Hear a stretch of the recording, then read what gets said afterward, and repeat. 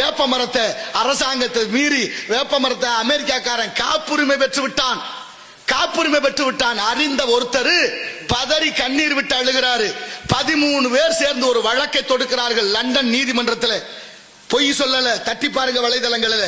அப்பேற்பட்ட அந்த பெரியவர் 13 பேரோட சேர்ந்து அந்த லண்டன் நீதிமன்ற வாசலிலே ஒவ்வொரு நாளும் ஏறி ஏறி 13 மாதங்கள் கடந்து ஒருத்தர் வேப்பங்க, ஒருத்தர் வேப்பம்பழம், ஒருத்தர் வேப்ப இலை, ஒருத்தர் வேப்ப ஈக்கி, ஒருத்தர் வேப்பம் பட்டை, ஒருத்தர் வேப்ப துண்டு, இப்படி ஒவ்வொரு பொருளாக வச்சு வச்சு வெள்ளக்காரன் எடுத்து சொல்லி இது எங்க ஊர்ல உள்ளது, எங்களுக்கு சொந்தமானது, இதை யாராலும் உற்பத்தி பண்ண முடியாது, அமெரிக்காக்காரன் காப்புரிமை பெற்ற ரத்து பண்ண சொல்லி போராடி வாங்கி கொடுத்த வேப்ப மரம் யாருன்னு தெரியுமா? என்ன வச்சிருக்க நம்ம சொல்லுங்க. எல்லா சவுடாலும் பேசுறமே நம்ம சொல்லுங்க. யாரும் சொல்ல முடியுமா? வேப்பங்குச்சி ஒடிச்சு காலையில பல்லு வளர்க்குறமே சொல்லுங்க. ஆட்டுக்குட்டிகளுக்கு வெட்டி போடுறமே யாருன்னு தெரியல. இல்ல என்ன கத்து வச்சிருக்கான்? ஒரு காப்பு கட்டுறது கூட. எல்லாத்துக்கும் வேப்ப இலையும் மஞ்சளும் இங்க உள்ளது. வேப்ப இலையும் வேப்பம் பூவு வேப்ப மஞ்சள் அத்தனையும் மஞ்சளும் நமக்கு உகந்ததையா அதை கண்டு கொண்டு வந்து காப்பாற்றி நிறுத்தினவர் பெரியார். எந்த பெரியாரு?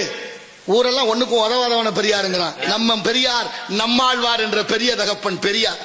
அவர் தான் ஐயா நிறுத்தி வச்சாரு. எத்தனை பேருக்கு தெரியும்? சொல்லி கொடுத்துருக்கணும்ல, தெரிஞ்சுக்கணும்ல.